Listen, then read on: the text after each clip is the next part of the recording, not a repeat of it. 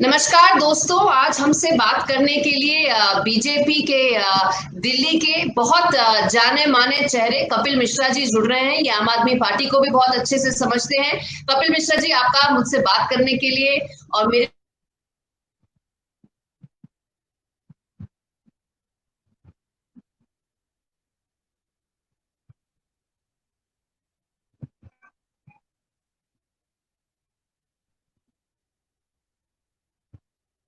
मुझे आपकी आवाज आनी बंद हो गई है गौरी जी। बहुत शुक्रिया इस शो में बुलाने के लिए।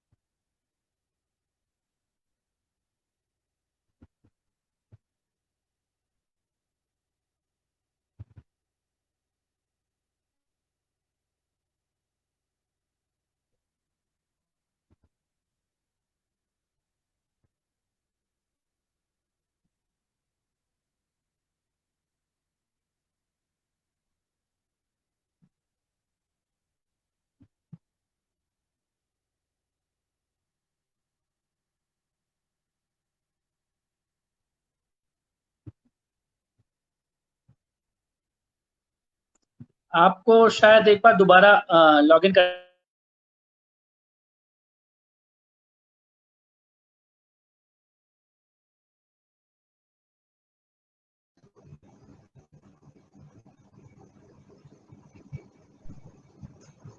जैसा कि आप देख सकते हैं कि कपिल जी के इस वक्त इंटरनेट कनेक्शन के साथ थोड़ा सा स्टेबल नहीं है। कपिल जी, मुझे लगता है आज जो है हमें मौसम को ध्यान रखना ही पड़ेगा। And nature is playing all the tricks can, but कोशिश करते हैं हम ये चर्चा जारी रखें। सबसे पहली चीज तो मैं आपसे ये पूछूंगी, अब हम बात कर रहे हैं उस समय जब दिल्ली ने सारे आंकड़े पार कर लिए हैं। ये वो रेस है जिसमें कोई शहर कोई स्टेट आगे नहीं आना चाहता, पर दिल्ली सबसे ऊपर है।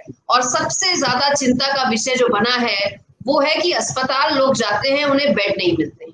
मैं हिंदू राव अस्पताल के एचओडी से बात कर रही थी पिछले हफ्ते, और उन्होंने बोला कि मैं एक डॉक्टर होके, एक एचओडी होके 4 घंटे कैजुअलिटी में बिताने के बाद एक बेड ले पाया, तो समझ सकता हूं कि बाकी लोगों की क्या स्थिति है। आप बताइए कि इस वक्त दिल्ली दिल्ली की हालत कितनी गंभीर है अस्पताल और उनके बेड्स को लेकर। देखिए, ये आपने बिल्कुल सही कहा कि ये वो रेस है जिसमें कोई भी शहर आगे नहीं आना चाहेगा। लेकिन ये भी सच है कि आज दिल्ली इसमें आगे है और बहुत आगे है। स्थिति दिल्ली में बहुत गंभीर है। ऐसा कोई भी एक भी व्यक्ति नहीं है दिल्ली में जिसका कोई ना कोई जानने वाला या तो कोरोना पॉजिटिव ना हुआ हो, या जिसके किसी ना किसी नेटवर्क में किसी ना किसी व्यक्ति की कोरोना के कारण कोई दुखद मृत्यु ना हुई हो। ऐसी भयानक स्थिति इस शहर में है। पहली बार हम देख रहे हैं कि श्मशान घाट में अंतिम संस्कार के लिए लोगों को सोर्स लगानी पड़ रही है। लोगों को फोन करके कहना पड़ रहा है कि यार हमारा जल्दी करा दो। 3-3 दिन तक की वेटिंग केवल क्रिमेशन के लिए, अंतिम संस्कार के लिए इस शहर ने देखी है। तो स्थिति भयानक है। जो आपने अस्पतालों की बात की, अस्पतालों में बेड की कमी की बात की, वो बहुत कड़वी सच्चाई है इस शहर की।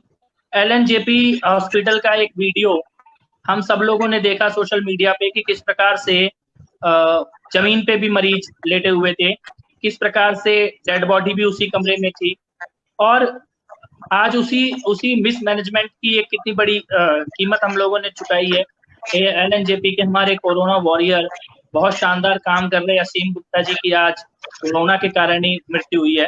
तो हमारे कई डॉक्टर्स बीमार हैं, हमारे नर्सेस बीमार हैं, हमारे पुलिस वाले, कई पुलिस वालों की मौत हो चुकी है कोरोना के कारण दिल्ली शहर में। तो बहुत भयानक स्थिति में है। जो शुरू में एक बात कही गई थी कि हम बेड्स की प्रिपरेशन एडवांस में कर लेंगे, और अप्रैल में इस शहर को बार बार कहा जा रहा था कि 30,000 बेड हैं, 30,000 बेड हैं। लेकिन जब कोरोना के मरीज बढ़ने शुरू हुए तो हमने देखा कि वही मैनेजमेंट जो ये कह रहा था कि हम 30,000 बेड कर लेंगे, वही मैनेजमेंट दूसरे नंबर पे आकर ये कहने लग गया कि आप लोग घर पे ही रहिए, अस्पताल आने की जरूरत ही नहीं है, आप लोगों को डॉक्टर के पास आने की, अस्पताल आने की जरूरत ही नहीं है, अपने घर पर ही इलाज कर लीजिए। और हम ये जानते हैं कि दिल्ली में 90% लोगों के पास 2 कमरे का घर भी नहीं है, कोई स्लम में रह रहा है, कोई झुग्गी में रह रहा है। Yes. तो उस स्थिति के होम और आइसोलेशन वहीं तो हो से ही नहीं सकता। रैपिड जो ट्रांसमिशन हुआ है बीमारी का, वो उसके कारण ही बाद में हुआ है। आज पिछले 1 हफ्ते से हम चीजों को कंट्रोल में देख रहे हैं। राधा स्वामी व्यास का सेंटर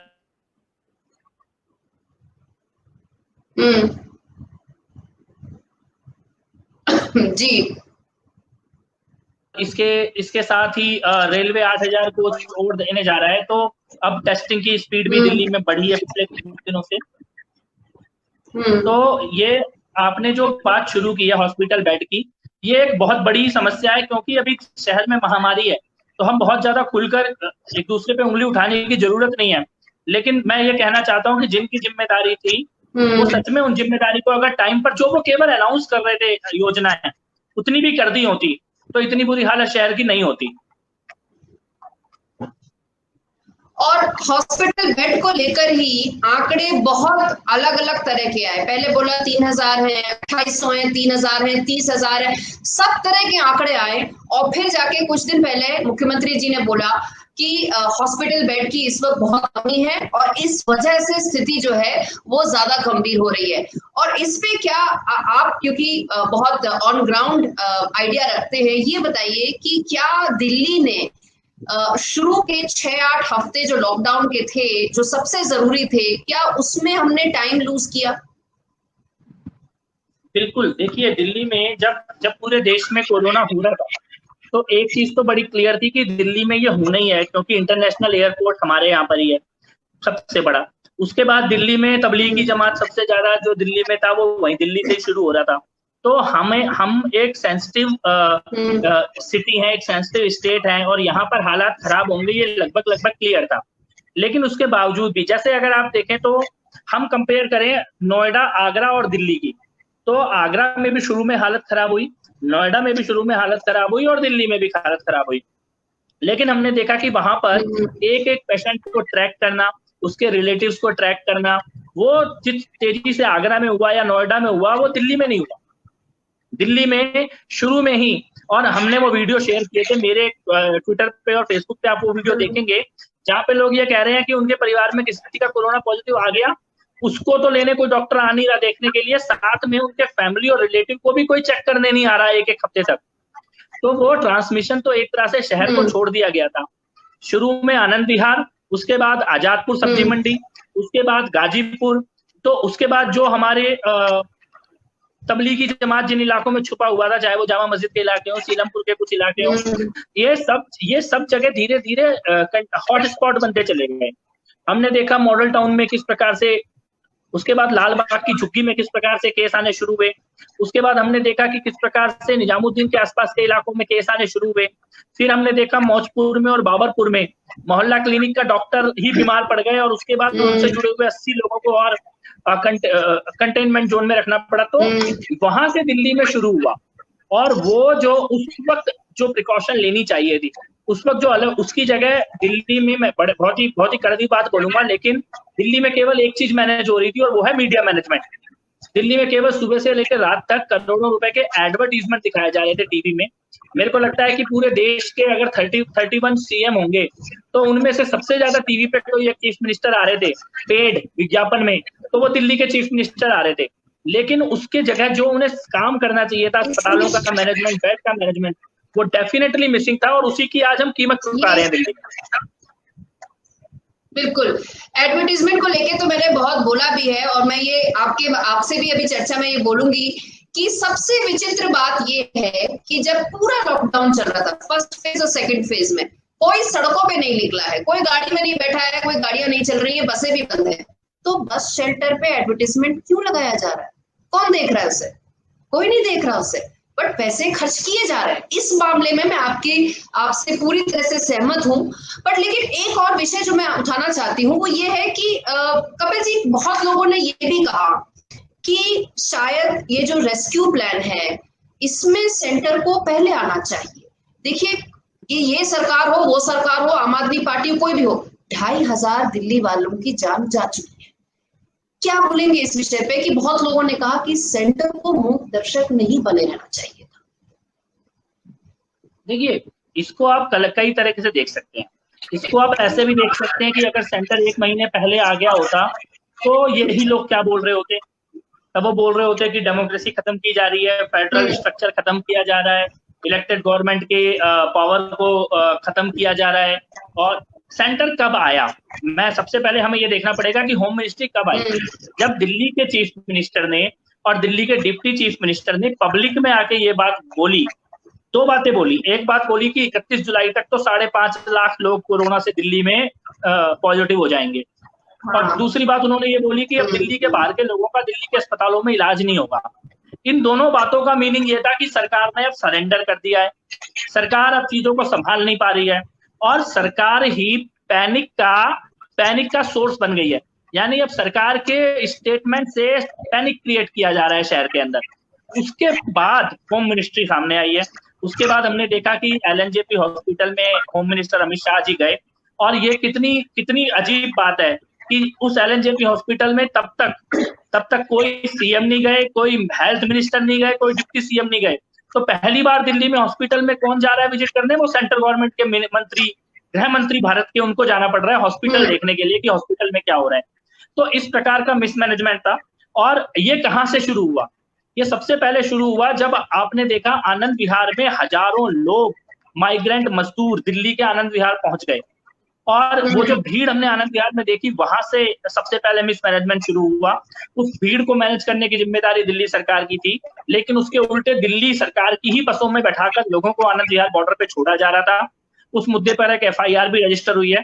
दिल्ली के जो ट्रांसपोर्ट सेक्रेटरी हैं उनको सस्पेंड भी किया गया है, क्योंकि इस बात के वीडियो एविडेंसेस आए कि दिल्ली सरकार खुद बसों में बिठा के लोगों को बॉर्डर पे छोड़ रही थी।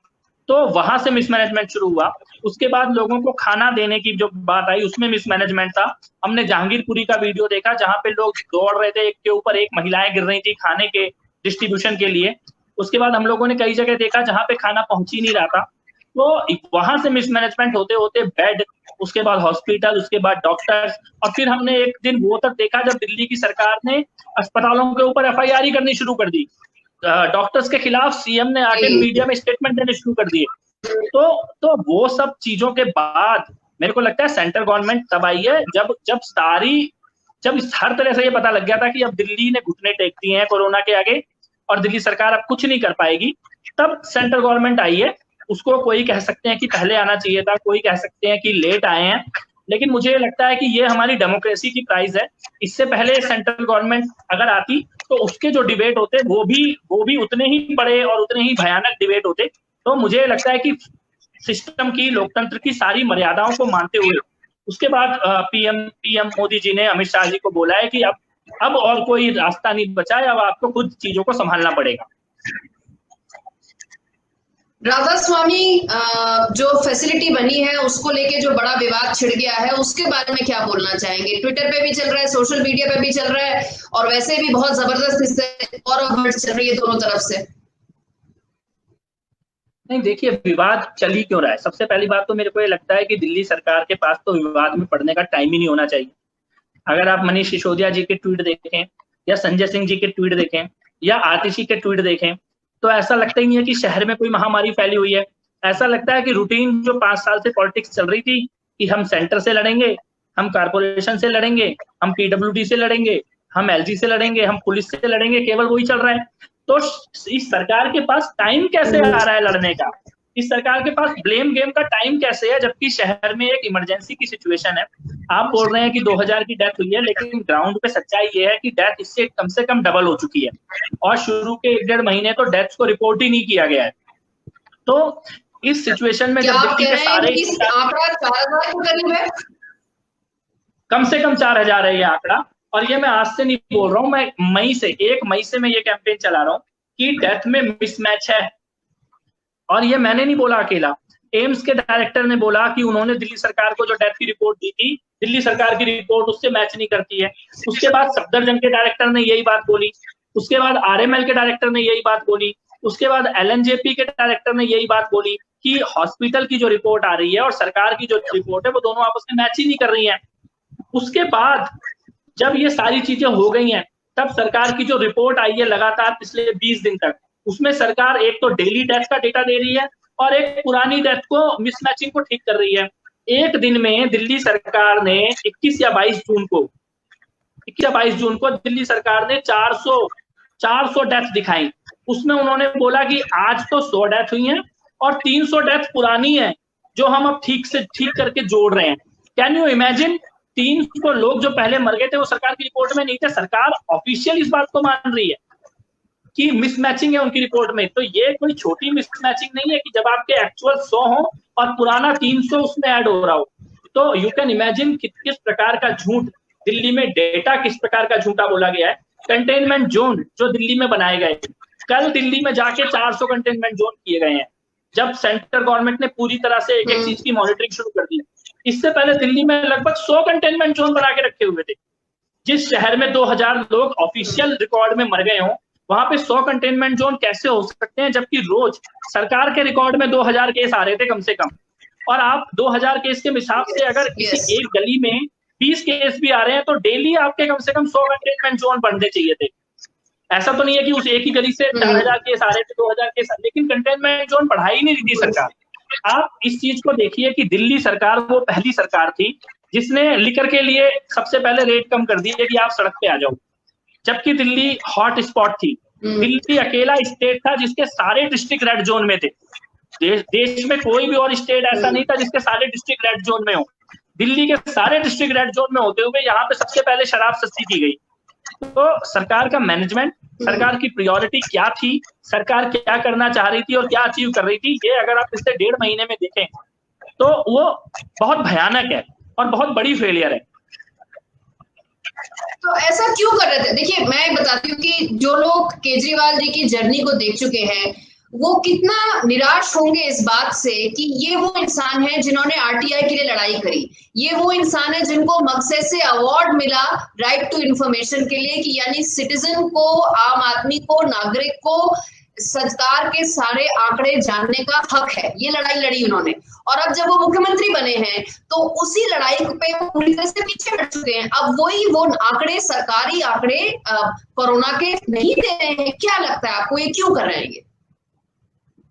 देखिए, सबसे पहली बात तो मैं ये कहना चाहूंगा कि उन्होंने आरटीआई की लड़ाई लड़ी या आरटीआई लाने में योगदान दिया, ये बात अब जब आप देश के आरटीआई के एक्टिविस्ट के और उनकी संस्थाओं के बीच में जाके बात करेंगे तो उसका भी सच सामने आ जाएगा कि उसमें उनका कितना रोल था और बाकी लोगों का कितना रोल था। तो वो उस डिबेट में किसी और दिन हम लोग बात करेंगे कि वो अवार्ड कैसे दिए जाते हैं या किन लोगों को दिए जाते हैं या क्यों दिए जाते हैं, उस पर हम कभी और बात करेंगे। लेकिन जिन्होंने आरटीआई की लड़ाई लड़ी और अब जाके इंफॉर्मेशन हाइड कर रहे हैं। लेकिन प्रैक्टिकली क्या हो रहा है? प्रैक्टिकली आज इस शहर में और इस देश में most vulgar face of centralisation of power क्या है? वो अगर आप देखेंगे तो कौन है? Most vulgar face of non transparency क्या है? जो व्यक्ति राइडर लगा रहे हो कोरोना के डेटा में, जो व्यक्ति कोरोना की डेथ में कंडीशन लगा रहे हो कि अगर व्यक्ति को डायबिटीज था, कैंसर था, लीवर की प्रॉब्लम थी, बीपी की प्रॉब्लम थी, मर गया, तो हम कोरोना डेथ में उसे काउंट ही नहीं करेंगे, चाहे कोरोना पॉजिटिव होके मरा हो, चाहे एक दिन पहले तक फिट हो। इस प्रकार के और यहाँ तक कि कोरोना पॉजिटिव लोगों की फैमिली तक को भी नहीं बताया जा रहा कि उनके साथ क्या हो रहा है। इस प्रकार की सीक्रेसी, इस प्रकार की नॉन ट्रांसपेरेंसी, इस प्रकार का डिसेंट्रलाइजेशन का ठीक अपोजिट एडमिनिस्ट्रेशन ये दिल्ली देख रही है पिछले 2-3 महीने से। और एक व्हाट्सएप पे जोक चल रहा है, जोक कहने का टाइम नहीं है, लेकिन क्योंकि वो दर्द से भरा हुआ जोक है इसीलिए मैं कहना भी चाहता हूँ कि लिटरली व्हाट्सएप में लोग दिल्ली के अब ये कहते हैं कि 2 मुर्दे दिल्ली के आजकल आपस में ये बात करते हैं कि यार 800 रुपए की फ्री बिजली के चक्कर में नहीं पड़े होते तो 20-25 साल ज्यादा जिंदा रह लिए होते। ये दिल्ली में इस वक्त स्थिति आ गई है। दिल्ली में जब दंगे हुए तो दिल्ली सरकार के सो कॉल्ड सीसीटीवी कैमरे काम नहीं आए। दिल्ली में जब बीमारी फैली तो दिल्ली का मोहल्ला क्लिनिक काम नहीं आ रहा। कहाँ है वो हेल्थ? मैं ये पूछना चाहता हूँ गौरी जी कि वो हेल्थ रिवॉल्यूशन जिसकी बात 6 साल से की जा रही थी। ये कहा जा रहा था कि देश में सबसे ज्यादा हेल्थ का बजट एक्सपेंडिचर दिल्ली में किया जाता है, 25% ऑफ बजट हम हेल्थ पे खर्च करते हैं। ये कहा जा रहा था कि नेल्सन मंडेला हमारी हेल्थ मॉडल की तारीफ करते हैं और यूएसए में और ऑस्ट्रेलिया में हमारा हेल्थ मॉडल पढ़ाया जाता है। आज बहुत कड़वी बात है, लेकिन दिल्ली सरकार के अपने मंत्री प्राइवेट हॉस्पिटल में इलाज करा रहे हैं कोरोना का। उनको अपने खुद के सिस्टम पे मंत्री को बिलीव नहीं है और हेल्थ मिनिस्टर को बिलीव नहीं है।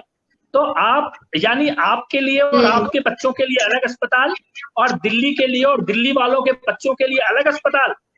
दिल्ली वाले जाएंगे सरकारी में और आप जाओगे प्राइवेट में। क्यों दिल्ली के हेल्थ मिनिस्टर केवल एक दिन 24 घंटे में सरकारी अस्पताल छोड़कर भाग गए?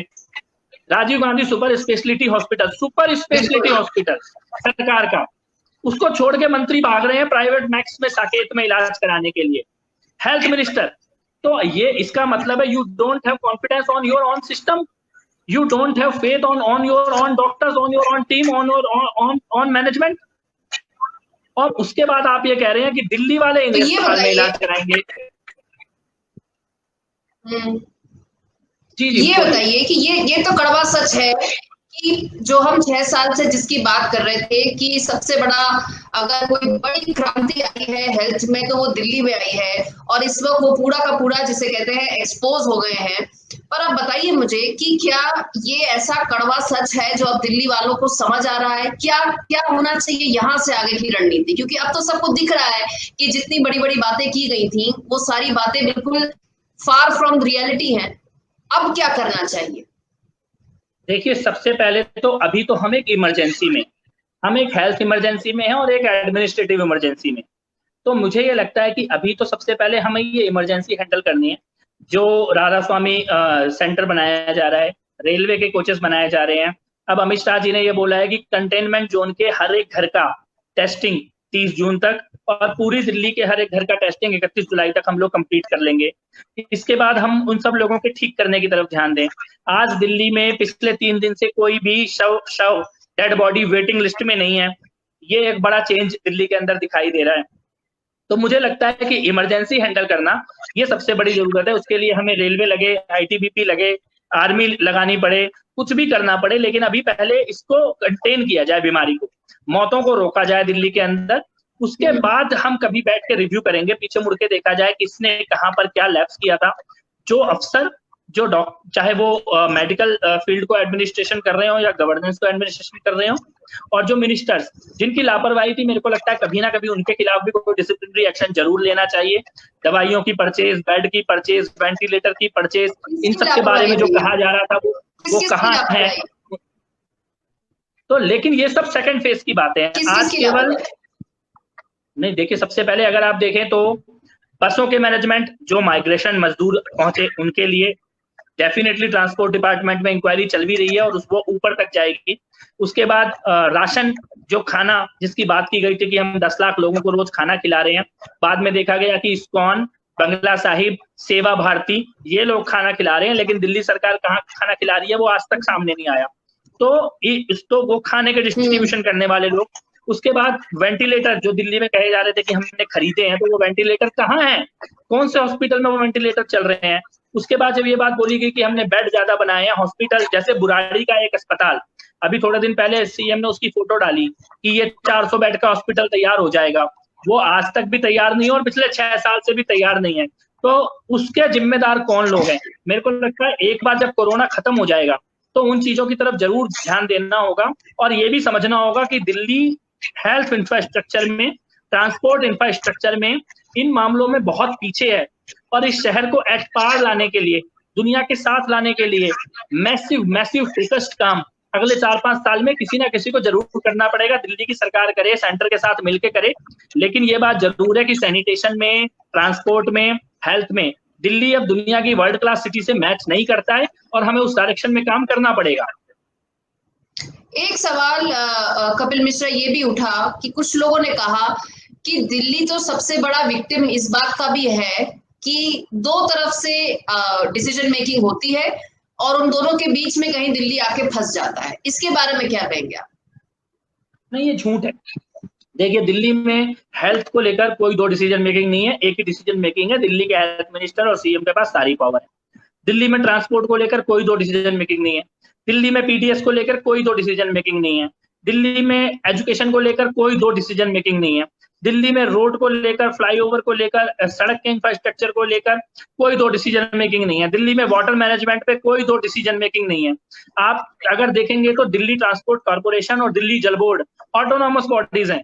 इनको तो एलजी के पास भी नहीं जाना डिसीजन लेने के लिए, मिनिस्टर के एक साइन पे। तो ये एक झूठ है कि दिल्ली में दो डिसीजन मेकिंग किस चीज पर है? लॉ एंड ऑर्डर पे, उसमें भी दो नहीं है, वो सीधे सीधे पुलिस सेंटर के पास है। उसमें फिर स्टेट गवर्नमेंट का कोई रोल नहीं है।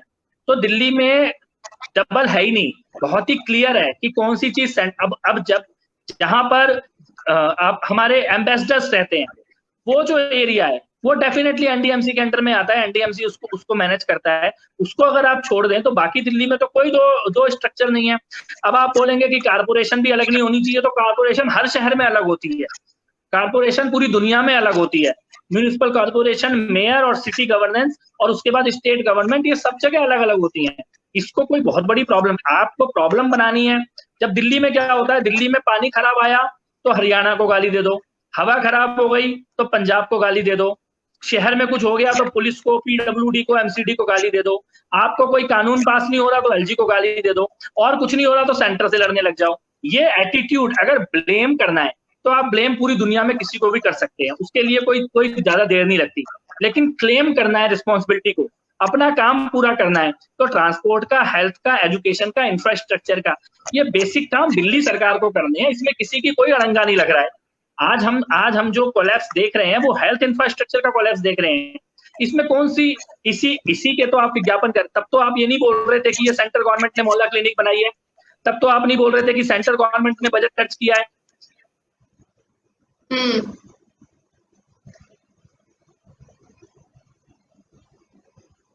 ये बात है कि इसको लेके एक बहुत बड़ा इशू है कि फाइनली जाके दिल्ली की गवर्नेंस किसके बीच में आती है। क्वारंटीन को लेके एक बहुत बड़ा मुद्दा बना एलजी और सीएम के बीच में। होम क्वारंटीन कितने दिन होना चाहिए, कैसे होना चाहिए, क्या उन्हें बाहर आना चाहिए या वो घर पे रह सकते हैं, ये एक बहुत बड़ा विवाद का मुद्दा बन गया। नहीं, देखिए क्वारंटीन पे कल अमित शाह जी ने बड़ा क्लियर किया। क्वारंटीन पे डिबेट क्या है? क्वारंटीन पे डिबेट ये है कि जिसके पास में 2 कमरे का छोटा घर है वो कहां पे क्वारंटीन करेगा? जो झुग्गी में रहता है वो कहां पे क्वारंटीन करेगा? जो स्लम में रहता है, अनऑथराइज्ड कॉलोनी में रहता है, परिवार में 8 लोग हैं, 6 लोग हैं, वो कहां पे क्वारंटीन करेगा? तो वो तो चल ही नहीं सकता। उसके लिए आपको बेड देने पड़ेंगे, उनको आपको अलग रखना पड़ेगा बीमार लोगों से। पूरी दुनिया ने यही किया है, इटली ने यही किया है, स्पेन ने यही किया है, जर्मनी ने यही किया है। तो दिल्ली में क्यों नहीं होगा ये होम आइसोलेशन हर बीमार का पूरे कहीं नहीं होता है। हाँ, किसी पे 4-5 कमरे का बड़ा घर है, वो अपने घर में ही रख सकते हैं, अलग से आइसोलेट कर सकते हैं, वो अफोर्ड कर सकते हैं, वो करें। लेकिन किसी शहर के लिए ये जनरल पॉलिसी नहीं हो सकती है। इसीलिए अब एक्स्ट्रा बेड शहर में तैयार किए जा रहे हैं। ये काम दिल्ली सरकार को कर लेना चाहिए था। आप दिल्ली के सीएम ने, मैं आपको एग्जांपल देता हूँ, दिल्ली के सीएम ने एक दिन शाम को 6:15 बजे सारे चैनलों पे लाइव आए, all channels all across India. 15 minutes का पेड प्रोग्राम था देश के सारे चैनलों पे। तो उसमें उन्होंने 15 मिनट में दिल्ली सरकार के 25 करोड़ रुपए खर्च किए। 25 करोड़ रुपए, 15 मिनट का विज्ञापन सारे चैनलों पे एक साथ। आप मीडिया फील्ड से हैं, इलेक्ट्रॉनिक मीडिया को बहुत अच्छे समझते हैं। शाम को 5:45 बजे अपनी मर्जी के टाइम पर, एडवर्टाइजमेंट के स्लॉट पे नहीं, अपनी मर्जी के टाइम पे 15 मिनट एक चैनल पे लेना। You know what is the cost of it. पर ऐसा सारे चैनलों पे लेना एक ही टाइम पे, you know what is the cost of it. ये पैसा दिल्ली सरकार ने किस चीज पे किया कि सीएम आके बोल रहे हैं कि इलाज अपने घर पे करा लो। इतने में तो वो बिस्तर दे देते लोगों को इलाज कराने के लिए, क्वारंटीन सेंटर बना देते, और उसी दिन सारे अखबारों में 4-4 पेज के ऐड दिए गए। तो आपकी प्रायोरिटी क्या है, विज्ञापन या काम? आज भी जब अमित शाह आईटीबीपी सेंटर में सीएम को लेकर जाते हैं और संजय सिंह ट्वीट करते हैं कि बिना सीएम के चले गए, दैट मीन्स आप केवल लड़ाई करना चाहते हैं, आप काम नहीं करना चाहते। और आप ये चाहते हैं कि जो काम कर रहा है उसके ऊपर भी आप लड़ना शुरू कर दें, जिससे कि वो भी काम करना बंद कर दे। ये नहीं चलेगा, ये होना नहीं चाहिए था जो हो रहा है। आखिरी सवाल मैं आपसे ये पूछूंगी कि अभी भी बहुत एक्सपर्ट कह रहे हैं कि जुलाई दिल्ली का और बुरा जा सकता है, भले वो 5.5 लाख का फिगर ना टच करे, बट अभी पीक नहीं आई है, यानी कि दिल्ली को अभी और प्रिपेयर होना पड़ेगा, केसेस और बढ़ सकते हैं, 4-4 हजार तक केसेस आए हैं, शायद और आए। क्या अब स्थिति आपको लगता है नियंत्रण में हो सकती है क्योंकि केंद्र भी अब पूरी तरह से जुड़ा हुआ है, या आपको लगता है कि स्थिति वाकई इस वक्त नाजुक है? एक बार लास्ट लाइन आप रिपीट कर दीजिएगा, थोड़ी सी ब्रेक हुई थी आपकी वॉइस। मैं ये कह रही हूँ कि अगर अभी पीक नहीं आई है, 4,000 से भी ज्यादा केसेस आने की लग रहा है, एक्सपर्ट कह रहे हैं एक दिन में जुलाई में बहुत केसेस आएंगे, क्या आपको लगता है अभी और प्रिपरेशन करने की जरूरत है? केंद्र को भी अभी बहुत कुछ करना पड़ेगा दिल्ली को संभालने के लिए, सुधारने के लिए। डेफिनेटली बहुत कुछ करना पड़ेगा, और क्या क्या करना पड़ा है मैं उसको थोड़ा सा एक लाइन में आपको बोलूंगा। कैन यू इमेजिन कि दिल्ली की ऑल पार्टी मीटिंग भी होम मिनिस्टर को बुलानी पड़ी है? उससे पहले एक ऑल पार्टी मीटिंग तक नहीं बुलाई गई थी दिल्ली में। मतलब इतनी बेसिक चीज भी सेंट्रल गवर्नमेंट को करनी पड़ी है, जो कि केवल एक फोन कॉल पे दिल्ली गवर्नमेंट कर सकती थी। तो उतने बेसिक से लेकर हॉस्पिटल मैनेजमेंट, अभी तो इसके ऊपर अभी तो मेडिसिन की बात आएगी, फिर वेंटिलेटर्स की बात आएगी, उसकी वो सारे अरेंजमेंट। आज तो हमने बेड देखे अरेंज होते हुए, लेकिन आने वाले टाइम में मुझे लगता है वेंटिलेटर्स अरेंजमेंट एक बहुत बड़ा चैलेंज होने जा रहा है इस शहर के लिए। उसके बाद अब 421 कंटेनमेंट जोन है, इनमें जो लोगों की टेस्टिंग होगी और बड़े सारे लोग पॉजिटिव निकल के आएंगे। डेली लगभग 3,000 लोग पॉजिटिव आ रहे हैं, और लोगों का ये मानना है कि ये आंकड़ा 5,000, 7,000, 10,000 तक भी जाएगा डेली का। तो इसमें से अगर हम 2,000 लोगों को भी क्वारंटीन करेंगे रोज, तो हमें रोज के 2,000 नए बेड चाहिए होंगे। कहाँ से लाएंगे हम ये बेड और वेंटिलेटर और आईसीयू और डॉक्टर भी तो नहीं है। नहीं, बिल्कुल आएंगे और आ रहे हैं। जैसे अभी एक 10,000 बेड की फैसिलिटी आईटीबीपी ने ली है, अभी रेलवे ने ली है। आर्मी के डॉक्टर्स को कल होम मिनिस्टर ने कहा है कि आर्मी के जो मेडिकल प्रोफेशनल्स हैं उनको भी हम लोग दिल्ली में लगाएंगे। देश के अन्य राज्यों में जहां पर कोरोना बहुत ज्यादा नहीं है, वहां से मेडिकल प्रोफेशनल्स को लाना पड़ेगा, तो उनको भी दिल्ली में लेकर आएंगे। तो ऐसा, ये किसी चीज की कमी, केवल थोड़ा सा कोऑर्डिनेशन और मैनेजमेंट अगर ठीक से चलता है और शहर लड़ाई की तरफ दोबारा ब्लेम गेम में नहीं जाता है, तो मुझे लगता है कोई बहुत ज्यादा मुश्किल अब नहीं जाएगी चीजों को मैनेज करने में। क्योंकि अब एक तो टेस्टिंग हो रही है, और मुझे ये लगता है कि वो जो स्केरी पिक्चर थी कि 5.5 लाख केस आ जाएंगे और शहर कोलैप्स हो जाएगा, वो अब नहीं होने वाला है किसी भी हालत में। उतना बुरा हाल दिल्ली का नहीं होगा। उससे पहले पहले जितना मैनेज किया जाएगा किया भी जाएगा। और मुझे लगता है कि हम लोगों का, जो दिल्ली के नागरिक हैं, हमारे को भी सेल्फ डिसिप्लिन में मेंटेन करना पड़ेगा। 2 गज की दूरी बना के रखनी पड़ेगी, सरकार की गाइडलाइन को फॉलो करना पड़ेगा। हमें, ये हमारी भी बहुत बड़ी जिम्मेदारी होगी एक शहर के नागरिक के तौर पर, कि आने वाले 1-1.5 महीने इस शहर में जरूरतमंदों की हेल्प करें, खाना खिलाएं, बीमारों की मदद करें, जिनको जरूरत है उनको प्रायोरिटी दें। जो दिल्ली का वीआईपी कल्चर है उसको छोड़ के एक बार निस्वार्थ भाव से एक दूसरे के हाथ बटाएं। और मुझे ये लगता है कि दिल्ली हर बड़ी समस्या से हमेशा जीत के निकला है, और इस बार भी दिल्ली कोरोना से जीत के निकलेगा। तो आपको लगता है कि डॉक्टर भी पर्याप्त मात्रा में होंगे, हॉस्पिटल बेड भी होंगे, आईसीयू भी होंगे, वेंटिलेटर भी होंगे? क्योंकि इस वक्त तो स्थिति इतनी ज्यादा गंभीर है, हर एक आदमी के पास सिर्फ एक अपनी दुख भरी दास्तान है। इस वक्त स्थिति सच में बहुत गंभीर है, और कई ऐसी दास्तानें हैं, कई ऐसी पर्सनल स्टोरीज हैं जो अभी सामने भी नहीं आ पाई हैं। जब भी सामने आएंगी वो बहुत बहुत दर्द भरी हैं।